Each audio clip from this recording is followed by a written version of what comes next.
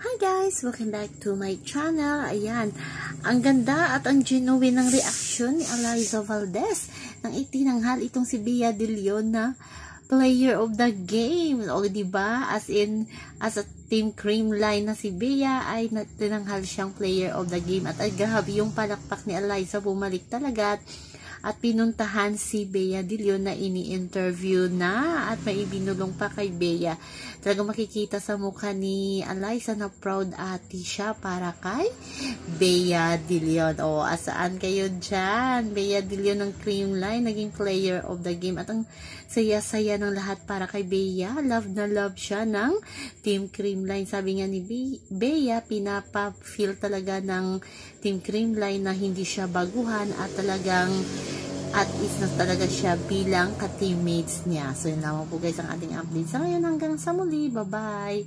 Always remember, wag po tayo magpaka-stress. Please like, share, and subscribe my channel para ma-update kayo sa mga bago kong upload.